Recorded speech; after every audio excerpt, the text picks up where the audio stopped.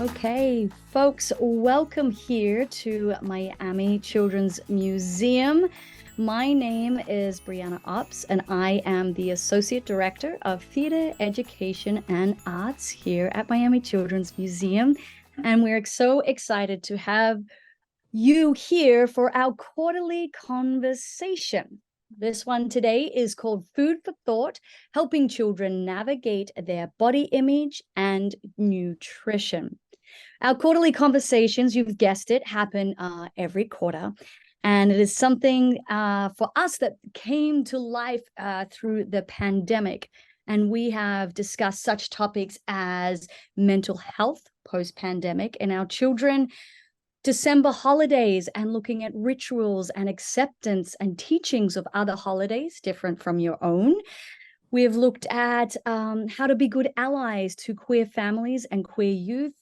And we've also looked at topics like the environment and how do we encourage our children to become good stewards of our environment.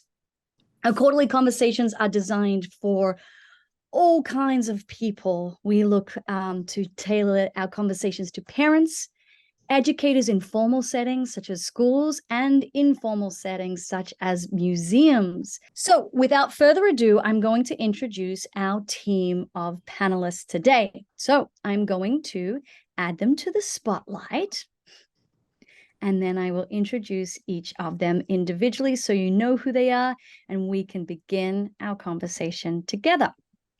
So first up, we have Monica Auslander Moreno, MSRDN, a registered dietitian, and she is the founder of Essence Nutrition, a group practice of registered dietitians and psychotherapists based in Miami. But however, they do offer telehealth as well as in-person services. She was a dietitian for the Miami Marlins and is the visiting dietitian specialist for Ocean Reef Resort and Club. She is also an adjunct professor in the graduate dietetics and nutrition program at Florida International University, and has her undergraduate from the University of Florida and her master's from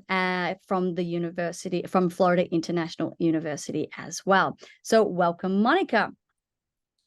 We also have Dr. Sofia Lustgarten.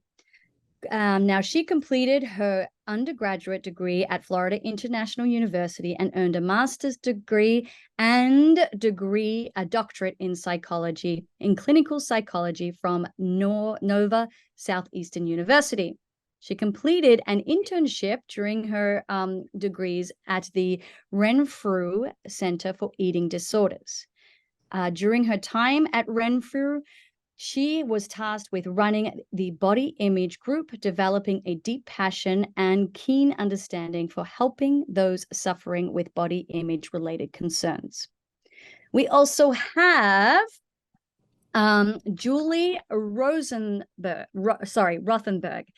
Now, she is a registered dietitian and certified intuitive eating counselor with a private practice called Julie Energy or Jewel Energy Nutrition. Julie specializes in helping her clients to improve their relationship with both food and their bodies. Julie received her education from the University of Florida, where she obtained a Bachelor of Science, a degree, as well as a Loyola University, Chicago, where she obtained her master's degree in science Master of Science in degree in dietetics. Now, we also have someone's birthday in the house, I remember. Dr. Cynthia, happy birthday and welcome. Thanks for spending your birthday with us. Dr. Cynthia is a licensed clinical psychologist in a private practice for over 30 years, working with individuals and families of varied ages. She is the co-owner of Broward Center for Counseling, a private practice with 10 therapists who have an excellent reputation in providing and evaluating and therapy services in our Tri-County area here in South Florida. So welcome, everybody, and happy birthday. Ew. Okay, so let's get kick-started. A few more people are coming in the Zoom. We say in the title of this quarterly conversation that it's looking at children and their body image. I just want to open up for a definition. What is body image? What is a healthy body image, so that we can all start on the same page? Panelists, if you want to raise your hand or unmute, take it away. I could Go start for it, off by Cynthia. saying healthy body image is when essentially someone feels good about their appearance, when someone feels good about what their body is able to do, whether that's exercise, movement, any form thereof. So it's the combination of the two. Excellent. Thank you. Anyone else want to add on to that from our panelists? Yes, Julie. Yeah, I feel a healthy body image is sort of on a spectrum. What I teach to my clients is that it doesn't necessarily have to be like loving your body or feeling some sort of, even like feeling positive necessarily. It's feeling liberated, it's feeling at peace, it's being in respect of your body. So body image actually entangles those types of words and language within my practice and my clients too. Wonderful.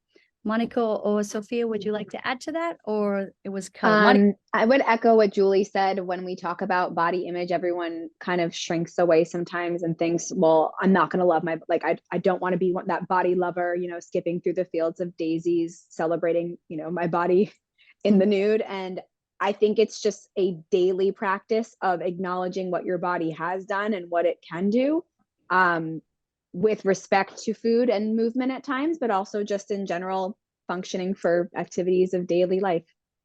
Mm-hmm. Great. Wonderful. Sophia? Yeah, so I would add to that. So the literature doesn't talk so much about healthy body image, but rather kind of like the spectrum from positive to negative. Mm-hmm. So, and it speaks to how we perceive and think and feel about our bodies. So also like the mental image we have of our own body. So that doesn't necessarily have to fit with what your body looks like, but what you perceive it looks like or feel about it. So like this can mean that you're satisfied with your body. So that would be positive body image. You accept your body, or negative body image that you really want to change your body, that you're dissatisfied. And towards the middle, when we work with people who have a lot of body image concerns, we want to look at, echoing what Monica said, more just accepting your body and being more neutral about it rather than skipping in the field and saying, I'm going to love myself every day, because that may be a little out of reach for some people. Sure.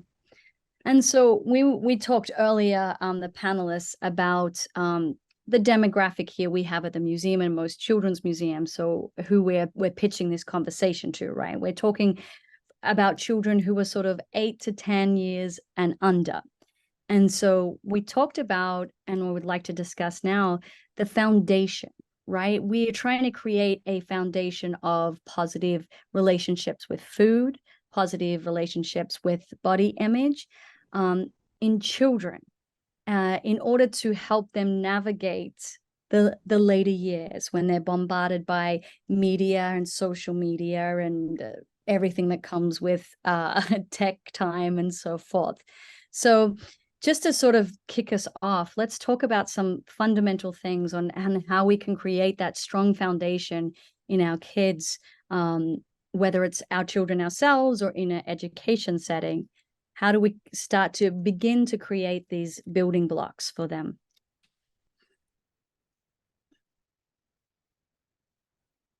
Julie, off you go.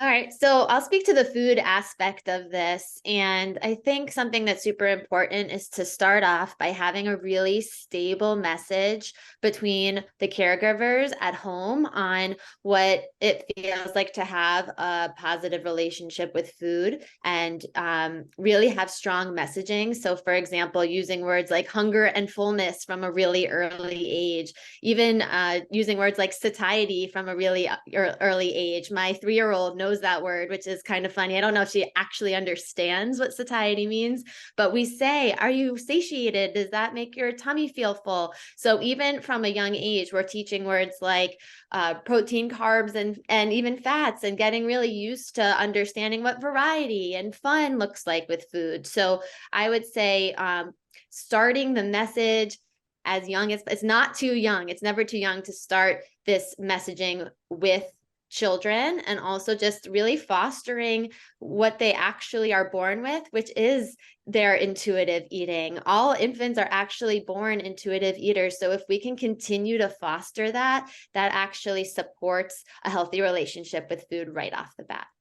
Mm-hmm. Before we jump in, Cynthia, just to define what intuitive eating is for our audience, Julie, if you want to jump on that, since you threw that term out there.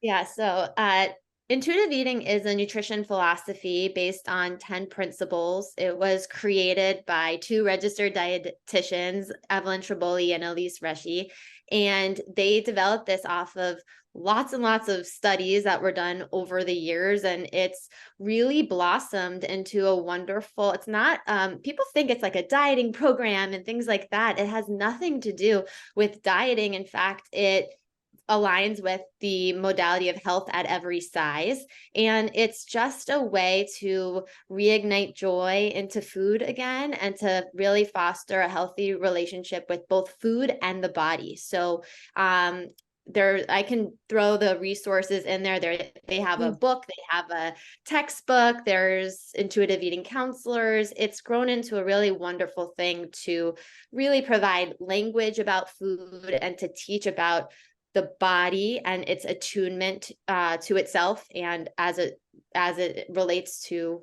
eating and enjoying food again. Thank you, Julie. So Cynthia, if you wanted to sort of jump on when we're talking about the Sure. foundations for kids.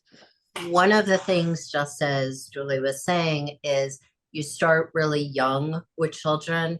Even when you're pushing them around in a shopping cart at the grocery store, you can talk about fruits, you can talk about vegetables, you can talk about different things that you're seeing in the store.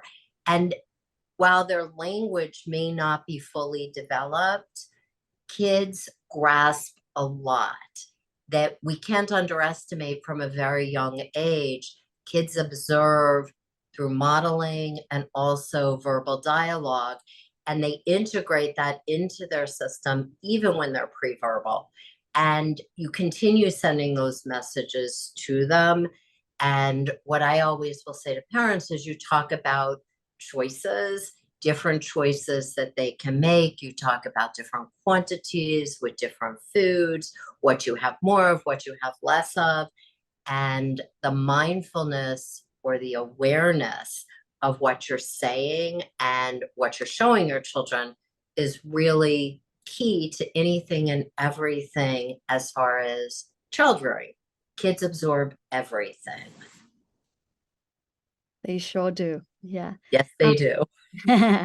Sofia or Monica, do you want to add on to just some concept or ideas about building this foundation in young kids? Yeah, I can talk. I wanted to talk about parental modeling. So I think that's a good jumping off point. Yeah, So, for sure. I mean, we all know that like parents are child's most important role model, and parents intuitively understand this. They try to avoid talking about certain topics around kids, saying certain words around kids. And I think sometimes what's lost there is how important your relationship to your body is and to food, and how you may transmit this to your children and may transmit how they think about their own bodies and food. So I think modeling healthy body image to kids as much as possible is very important. to teach them to respect their body and to look at their body as more than just how they look. We live in such an appearance obsessed society that is going to instill this throughout their lives when they get a little older. So I think if we can start with kids very young to teach them to look at themselves as a whole person, not just how they look, and we can help them set them up for better outcomes and build resilience around what is to come. So kids notice what you do. And to use a mirror example, if you're at home and you're looking in the mirror and you're scrutinizing yourself, as many of us probably do, and you're having this monologue, either in your head or out loud, whether verbally or non-verbally, you're transmitting this like scrutiny. Maybe you're saying out loud, I don't like the way my thighs look. I don't want to go out because I feel fat, right? These messages are things we may say. You know, chances are one of your kids may have thighs that look like yours, and they may internalize this later on. While it's not happening there, later on they may say, okay, this is what mommy did, so I don't like the way my thighs look. And this is an extreme example, but I'm sure we can all relate. And it's kind of, we have to like practice this. It's not easy. It's not to shame anybody who's done this. We were all taught to behave this way. We've all internalized these messages. So it's kind of like to learn to talk about yourself more positively, not comment on others' appearances, because your kids might model this, right? And, you know, even like something like not wanting to be photographed when you're out with your family. You don't want your picture taken and you're not telling them why. You know, it may inadvertently send the message that there's something shameful about the way you look, rather than just being present and enjoying this moment. So I think the parental modeling is extremely key for body image. Yeah. One of the most important things you said is nothing in any of this is to shame a parent. None of us are perfect. None of us do everything right. We all make mistakes. We do really the best we can. And a lot of the knowledge we have comes from how we were raised. So that's the part where self-awareness is so important. If you're aware of what you're doing, that makes you able to do it differently, not perfectly differently, but to do it as differently as you can. Thank you, Cynthia. Julie, to yeah. echo on that, And I just Monica. wanted, I thought that I have a lot of clients who come to me and say like, oh, the damage is already done. It's too late. And I just wanted to kind of piggyback and say it's never too late. Kids really can see the changes from any age, even a teenage kid or somebody in their young 20s. Really, adult children can see the change that a parent makes, and it really does make a difference. So if you're sitting here like, oh no, I already messed up, you absolutely did not, and you can change your verbiage today moving forward. Mm-hmm. Monica. I think everyone kind of nailed it. You know, it has to do with parental modeling, both in your actions and your words. Tying it to food, I just find that kids also will notice not just what you're eating, but what you're not eating. With regard to body image, and they will ask you why you're not eating dessert, starch, fruit, whatever, you know, it's going on in your own world. And that could, again, to use a word Sofia uses, internalize and cause them to either bring up questions or to not bring up questions and wonder and make their own assumptions that ultimately will not be beneficial. So just prepare yourself for that in case you are restricting anything. Yeah, so you've all mentioned you know, what you shouldn't do. What are better ways then to positively talk about body image or food with the kids in the house, or also with students, right? You know, we've got teachers here, or if we're in a children's museum, you know, we're sitting at a table talking about, you know, healthy food choices. What's better ways, you know, more positive ways as opposed to the negative language?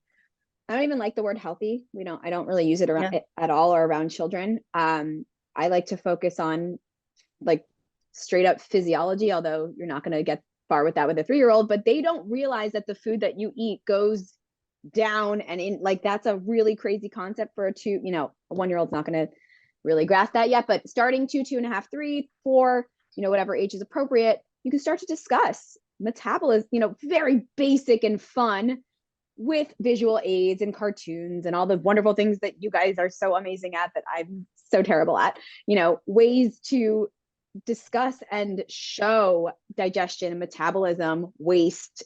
All kids love talking about poo. It's so funny how food becomes poo, how dogs and other mammals, there's a dog here, so I'm inspired, do that. There's so many wonderful things to bring up about food with respect to, wow, look at what the body can do, and relating food to having positive body characteristics that they would want, like jumping or learning or swimming or growing. And instead of saying this is healthy, because anyone 3 to 16 is not going to know what to do with that adjective, and it could potentially get cloudy. Yeah, That's just right. Oh, sorry, Julie, and then Cynthia, go.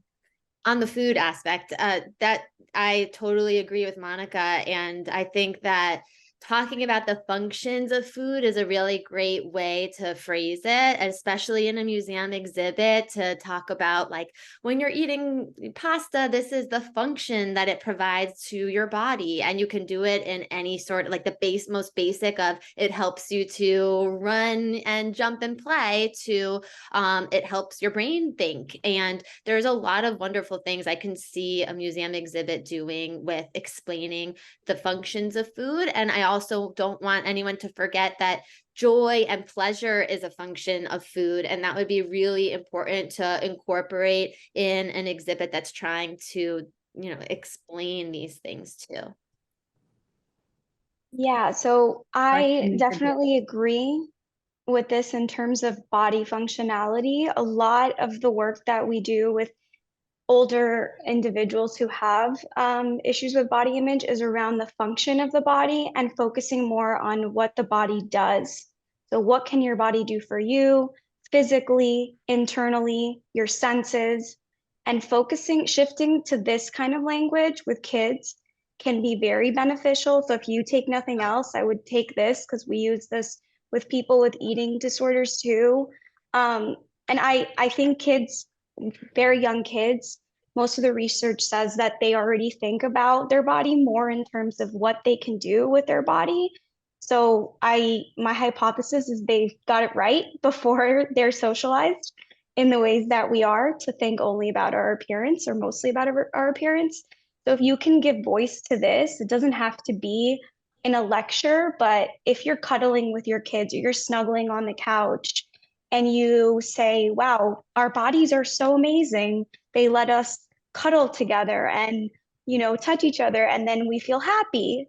And you just give voice to this and how incredible the body is, what it does for you, rather than just talking about what it looks like. This can be very helpful for kids, talking about digestion, all the ways that our heart beats without us even noticing. So this can make us more grateful for what our bodies do. Like when a kid is sick and they heal from their illness, or they fight off an infection, that's marvelous. That's miraculous. And talking about this is a way to, I think, help kids see their bodies in a different way, and maybe heal our own relationships to our bodies throughout that. Yeah, so like marveling at the incredible functions of our bodies. It is. Yeah. Cynthia, you were going to add. I would just add one thing to that, is how different foods make you feel. Like some foods you may become jittery if you have too much of it, or some foods you may become more lethargic or not feel like moving. And that can also go with the concept of how much you eat. When you've had enough to eat, where you feel good, which goes along with all the wonderful things everybody's saying about satiation, as opposed to the concept of you have to eat X amount. And I tend to focus on the feeling part. But of course, I don't have all the wonderful training in terms of the dietary and nutritious aspects that the other members of the panel do. So I'm more the feeling person here. Yeah, no, and something to add too, that you know, in the terms of like when you're saying about how much to eat, a really great tool and example is the hunger fullness scale.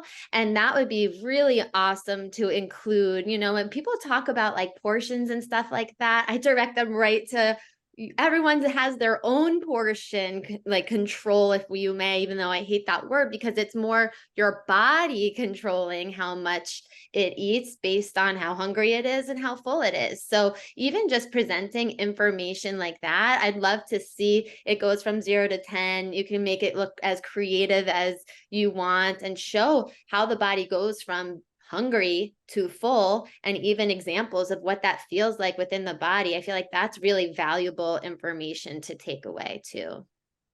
There's one that looks like the pain scale they have in hospitals with like the little faces going from like, you know, to sad or whatever. And you can do it like using little strawberries or pick your little plant. And I think that resonates well with children, and we use it a lot in the adult and kid world as well. So there's some like sort of readily available hunger fullness scales. Like if we you can Google them around. Awesome. So there's a question here in the chat. It says, as a parent, I'm finding my knowledge of the different components of food and what they do is limited or rusty. Is there a good glossary or source for me so I can talk accurately and openly with my kids?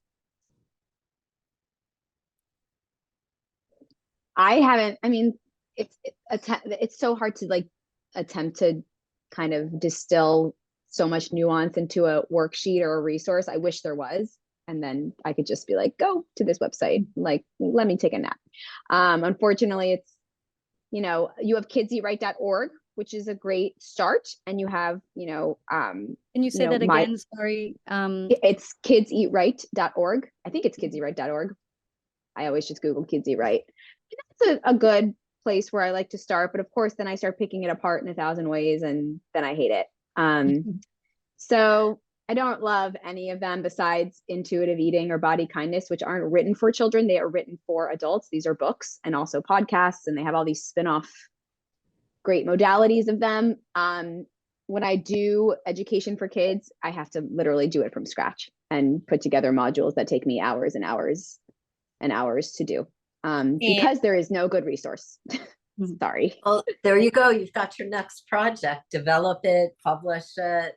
It would be so helpful. I was going to in my next life. It's really hard to direct anybody to like an actual website. Like Monica says, I pick it apart and I'm like, actually take this, but leave that. But they actually do have, if you want to speak to, there is some nutrition information that I do think is good. And I'm not advertising this book at all, but I have it on my desk. It's How to Raise an Intuitive Eater. I actually do like the content in that book.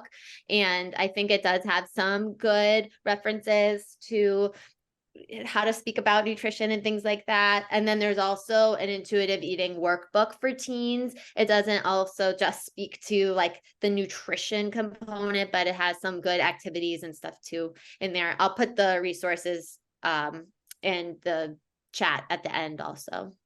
Yeah. Awesome. Thank you, Julie. And that all for everybody listening, that'll go into our resource packet that you'll get emailed out in a week. Yeah. So we have a lot of friends here from children's museums across the country. And just for you panelists to get your head around the children's museum world, we have kind of two parts. We have our exhibits and we have our programs. So an exhibit is something that lives permanently here in our museum that the kids play and interact with, and there's signage and exhibit components. And then there's also programmings which can happen every day, or here at the museum we have, a month where we focus on Healthy Kids Month, although maybe we change the name now that we can go from something else instead of the word healthy. We've been corrected. But So let's talk first about programming, right? Activities that we could do in the museum, remembering that our demographic is our 0 to 8 kind of audience. Some activities we can do to be promoting this this better relationship, a positive relationship with food. I know you talked about the digestion or the function of food. Are there any other sort of general suggestions for different kinds of activities or content topics for us to implement? So often, one of the things that within school settings programming can be related to is the different holidays that come up.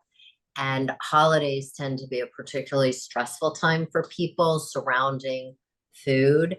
And one of the things I find helpful is if you do programming like how to, for example, make a vegetable tray that looks like a turkey so that you're using vegetables, or there's a watermelon carving that you can do like a turkey. So that you're incorporating, I'm just using those as 2 examples. There are so many more, but that you're incorporating things that you can do in different ways. Like even there's a watermelon carving like a birthday cake. So often birthdays, parents want to bring in cupcakes and cookies, and the more sweets, the better, which those may not, I'm not saying to eliminate, but those may not be the only kinds of snacks and treats that you want to be introducing kids to. Looking at it as how can we make different choices of food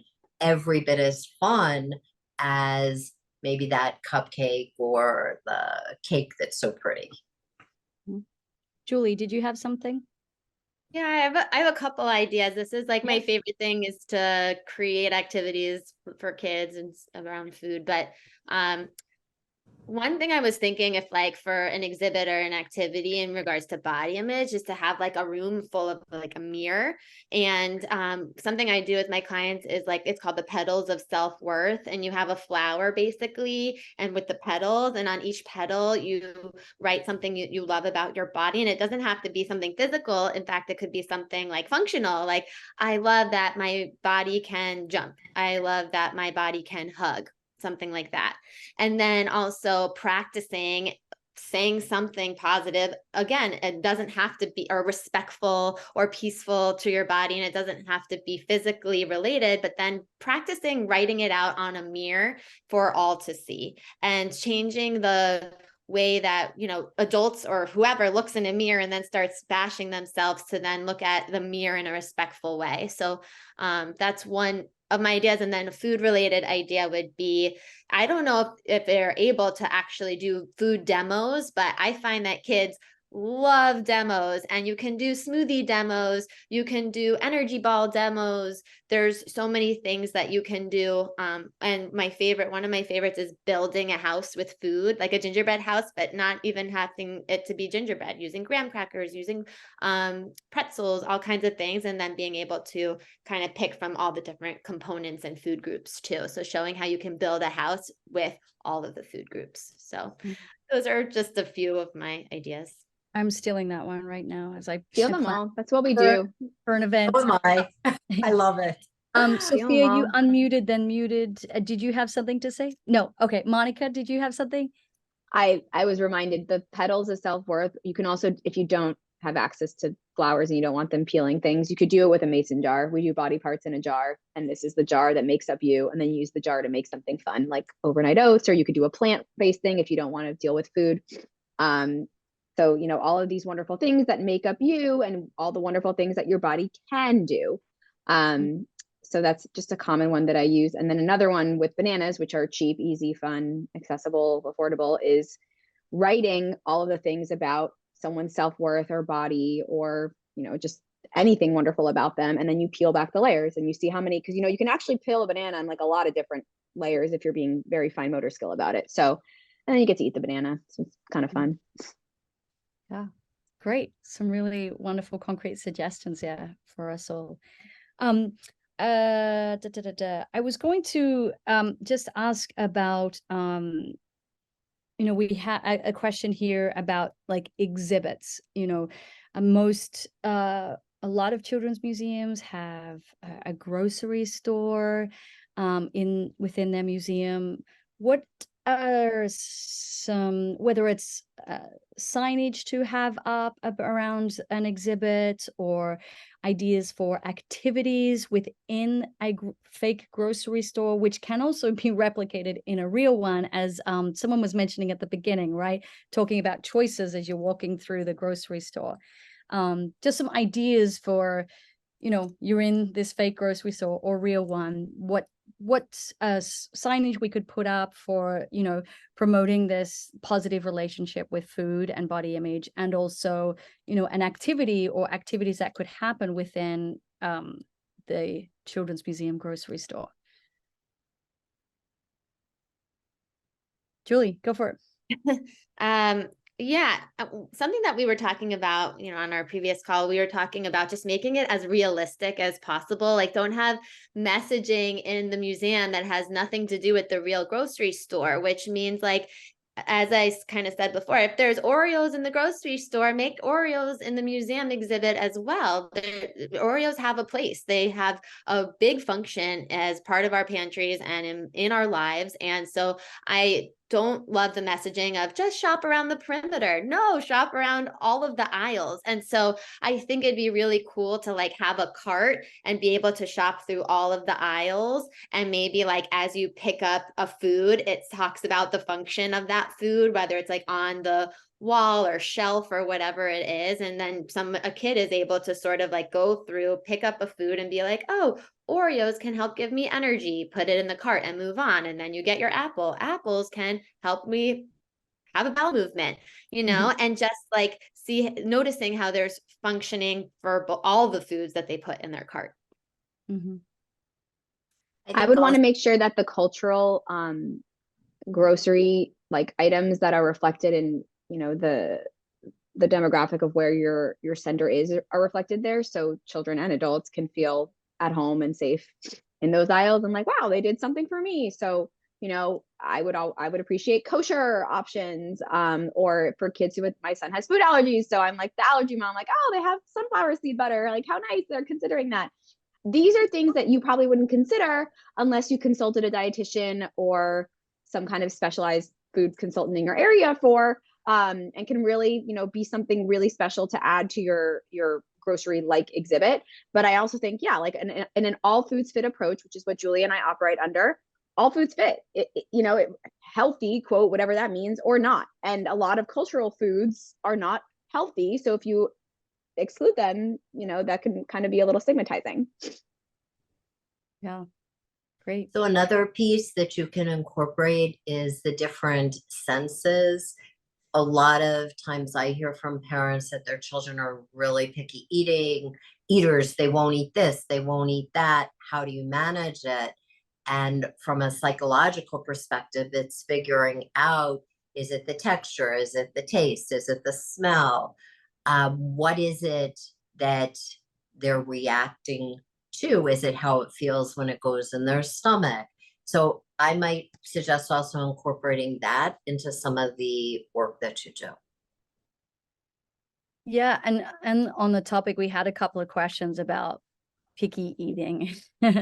And so, for our parents, and even museum educators or educators, we see the picky eating when we do food demos here at the museum. And, we often simply ask kids, just to smell it, touch it, if you can't put it in your mouth just yet, like take those steps. So it goes along with the senses. But I know a lot of parents out there do struggle with picky eaters. So how do you encourage sort of more nutritional eating, or, having that more of a positive relationship with varying food types in young children? Yeah, I have I call selective eater. So my 3-year-old she has been placed on this earth to make me challenge everything that I do and speak my truth all day long. And it's been really helpful too. And I think that I have had to have like a lot of trust in her body to speak to me and tell me what it needs. And I don't know if you're familiar with Ellen Satter's division of responsibility, but that's a big thing that we talk about. And it's really important for the parent to be able to decide what food the child is offered, when the child is being fed, and where. But it really is up to the child to decide how much of it they want to eat. And I think that we have to remember that. And it's instilling trust in their bodies. And it's also really sticking firm to providing a variety of foods. And a variety of foods might not get eaten. The mac and cheese might be the thing that is the only thing that gets eaten 90% of the time. But as long as she's continuing to be exposed to options without pressure, that's what I care the most about. And also making food fun. We do different dips, we do different shapes and cuts. She's involved in the food preparation. We make sundaes out of our yogurt and put sprinkles on breakfast. We could eat chicken for breakfast. Like there's a lot of ways to make sure that you're expanding even our own interpretation of what is acceptable and just get a little bit more creative with that.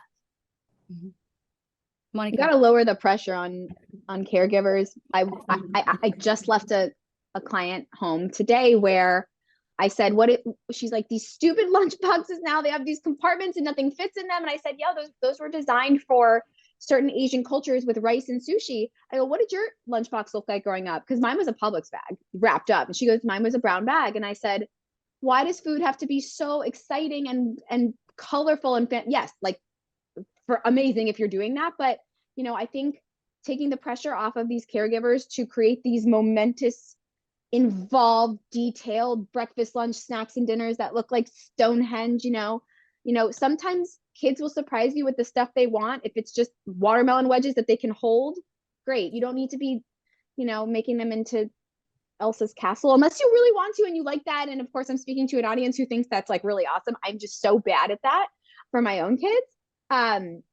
But just keep offering in a pressure-free, playful, positive way foods that you think they might not eat. They may, salivate over, and foods that you think they're totally going to eat this, they won't touch. So your job, part of the division of responsibility that Julie mentioned, is just to keep it poker. Okay, maybe you're not going to like that today. We'll try again tomorrow.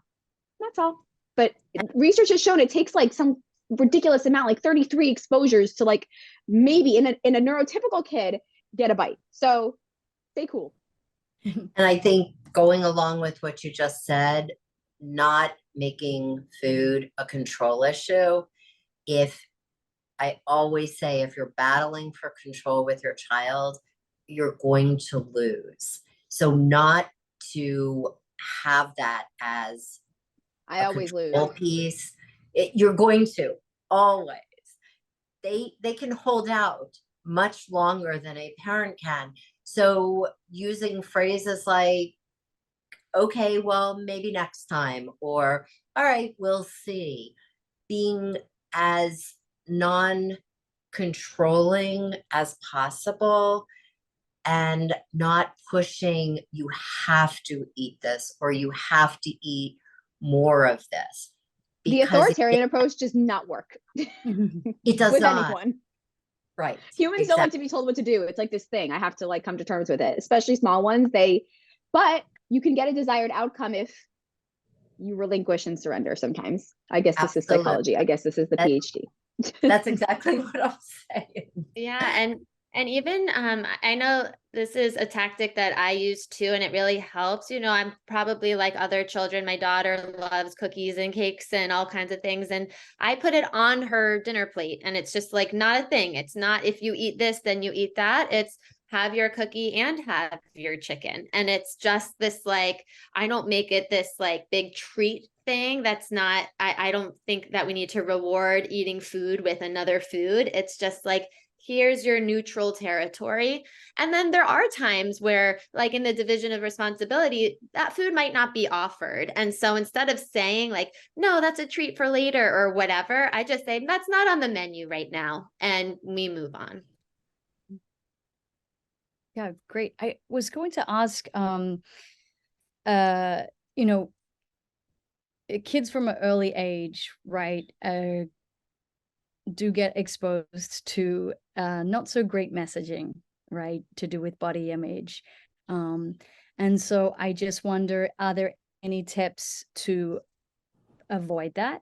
Or, we've been talking about ways to build the foundation for when later in life, or just tips to, if they come across something, like how to have those conversations with something they've been exposed to. Maybe it doesn't happen in your home, but if they're out in public, they're going to see things. So just sort of tips to like how to have those conversations with kids about what they're seeing in the media and so forth. I would say being able to talk about how different families do things differently, different people do things differently. Different people use different foods or use different words to describe food. And it's part of the culture of a household is you make a choice. And by educating them about your choice, educating them about other people can do things very, very differently, it gives them a sense of knowledge. And I think the other part is by not having that control, well, you can't or you can or what have you, it releases them to more of a cooperative relationship with you where they'll discuss things with you as they get older. And cooperation, if or when you instill that, the relationship is better in the beginning and it continues to grow in that regard. Yeah. Keeping that message stable, like I was saying at the beginning, of just like, this is our family's message. This is how we think about food and how we feel. And also just like we would anything else out in the real world, like preparing them of saying like, this could be talked about and this is how you can work through that, or definitely come to me and I could help you talk to your teacher about, if you're hearing something that you don't like. And that could be, in regards to so many different things, but just having those conversations with your kids and saying, here's how we think about food. You might hear so many different messages from X, Y, and Z. Here's some things that you can say to them. Or if you need help, have mommy help you talk to them. And just like raising awareness, even from the young age. Yeah, great. Sophia.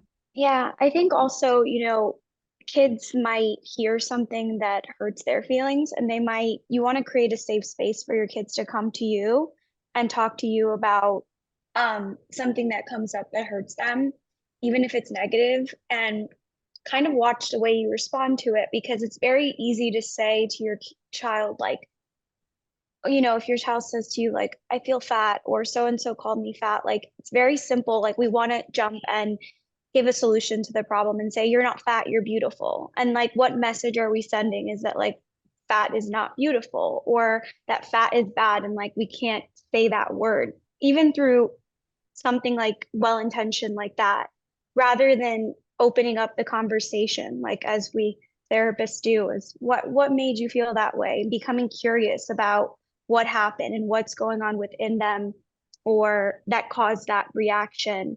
It's very easy and quick for parents to want to jump in and save their children from these negative feelings. But rather than creating kind of self-reliance, self-efficacy, and resilience, this can make it seem that it's unacceptable to talk about such things. And oftentimes girls will talk to you about how they feel about their bodies, but boys won't. And so like what us professionals that do see boys, like we'll hear them say things that we will not otherwise hear boys talk about, their muscles or how they want to look. So it's not just girls, it's also boys, and to encourage them to talk or have a space to do so as well. Yeah. So something you sort of are touching on, right? When you're saying, if you say fat, is not beautiful, if you're straight away shutting down, no, you're not fat, is the relationship between weight and health. And, I know there's a saying going around, healthy at any weight and so forth. But if any of you could talk to the point of the relationship between weight and health, or weight and nutrition. Hold me and Julie back. I mean, oh no, we've only got 6 minutes left. Go. So do a deep dive. We can all do a deep dive on the movement, which you alluded to, I believe is called HAZE. It's not healthy at every size. It's health at every size. And I like to define it as the pursuit of health in a way that is joyous, meaningful, appropriate, affordable, accessible, culturally appropriate, fun, realistic, and in some way, gonna actually happen and make you feel good for you. So it's basically, that might echo, some civil rights or constitutional. That's clearly not a lawyer.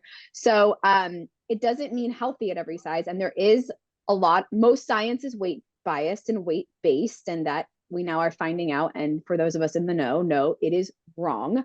And there's so many ways, if you do all the research and get all the articles, you can arm yourself with certain things to say that Sofia and Cynthia and Julie can probably say more eloquently than I can, that it's erroneous, it's not right, it's not, it's not a thing. And there are ways to speak about that when I'm not so fired up about it with kids, in a way, and everyone and everybody, that health and weight are two very different, related concepts, but they are not equal, one and the same, or equitable. So one thing, just as we're nearing time, that I want to mention is, I think also encouraging kids, not just in terms of their food choices, but in terms of movement. And screen time tends to be a big issue for most families, and encouraging kids to have some activity, yes, one that they like, but even from starting little, encouraging them to be involved in some sort of sport, whether it's in a school program, an after school program, or a community program.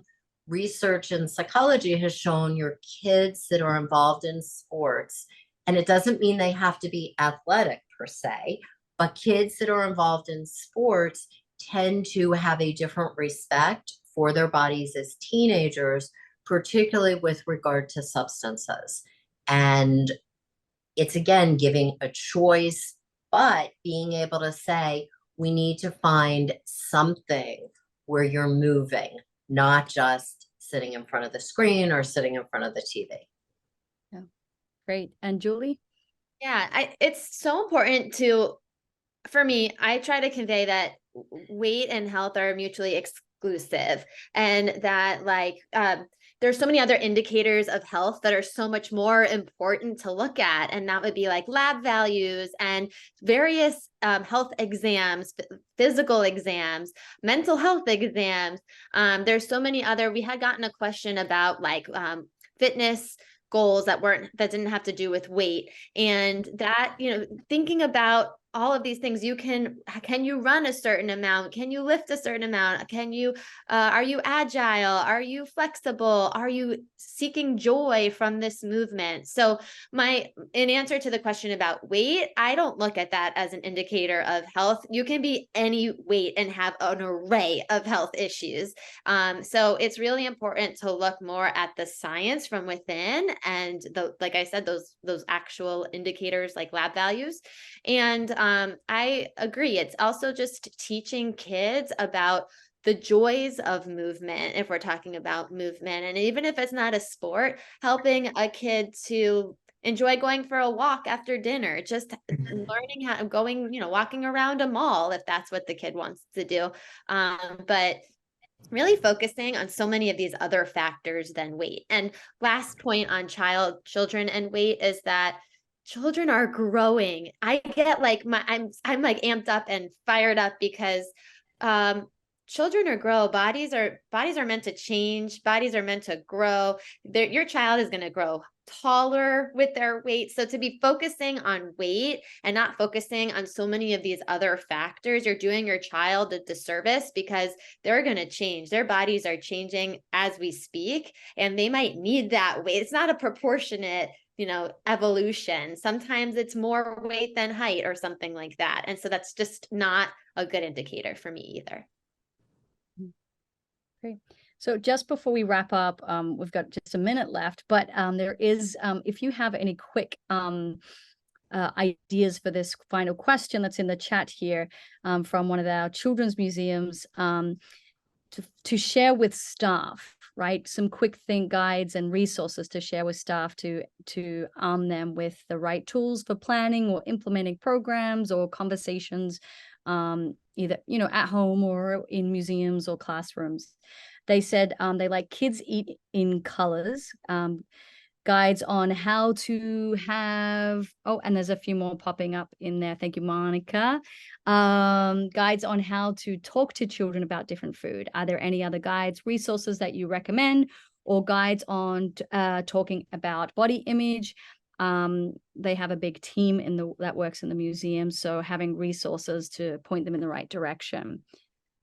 So either a panelist drops them in the chat, or if there's one or two quick ones you could share, that would be great. And then we'll wrap up for the afternoon.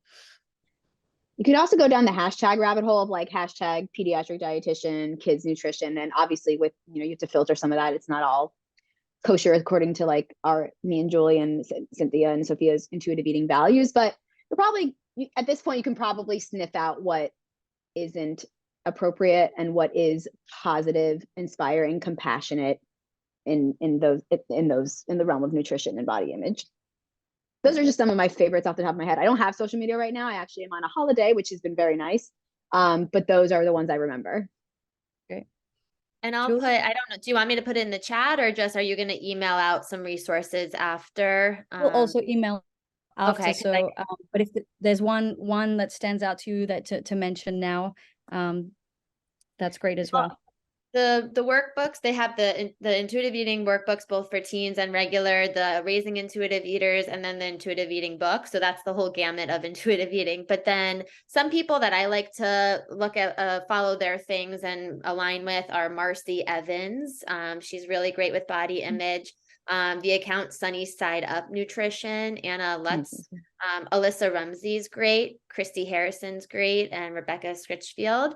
And then a book that I love reading with my 3-year-old is called Her Body Can. We read it all the time. It's one of her favorite books. And that language that we're all speaking about is part of her language now. And that's part of what's really important to me. So I just verbally said those, but I'll send those over to you too. You reminded me about the book Bodies Are Cool, which we also read, which is fantastic. You guys will love it. Great. So that don't forget those people in the Zoom. I know a lot of resources were just sent. We are collating those so that we can send out to you all in a week or so with any other resources that were mentioned. Julie, you threw a few in there. Sofia, Love Your Body by Jessica Sanders, and a few more coming in. Any final words from Sofia or Cynthia before we wrap up? I think No, you've thank you all covered for being so here. much. Yes. Yeah. Sofia, sorry, go. Just thank you all for being here. If anyone has any more questions, I don't know if you're going to give them like our information, but I'd be happy to answer, or, any lingering questions. Yeah. Thank you all for coming. Yeah, great. So part of our resource packet, we do give information and our bios of our panelists as well. And so if you want to reach out to see about their services or any questions, I'm sure they are lovely people that we met a couple of weeks ago. So, and full of wonderful knowledge as well. So that's basically what we have time for. I do want to thank everybody in Zoom land for joining us today. And taking an hour out of your day to learn about this. I know I've taken a lot away from our topic today. I do want to give a special thank you to all our guests, Sofia, Julie, Monica, and our birthday girl, Cynthia. Thank you so much for joining us. And also thank you to our ASL interpreters. Thank you as well. If you like these quarterly conversations or you want to share the conversation with someone, we do post it again on our social media, on our YouTube. This conversation in about a week's time, it goes up live. So you're welcome to share it with any of your people, your staff or so forth that may have missed the conversation. Or if you need to go back to any part that was particularly of relevance or interest to you, you're welcome to do that. Our next quarterly conversation is on December 20th at 1 p.m. We will send out sign up and promotional material very, very soon. It's one that's very close to my heart. It's called Playing Pretend Theater and its Impact on Children. So looking at how to be incorporating theater in our lives, and that idea of playing pretend and how wonderfully wonderful it can be for kids. On behalf of everyone here at Miami Children's Museum, thank you so much for joining us. And we hope to see you next quarter in December. And I hope you guys all have a very lovely, wonderful day. Take care, everybody. Thank you for having us. Thank you, and happy birthday, Cynthia. Yeah.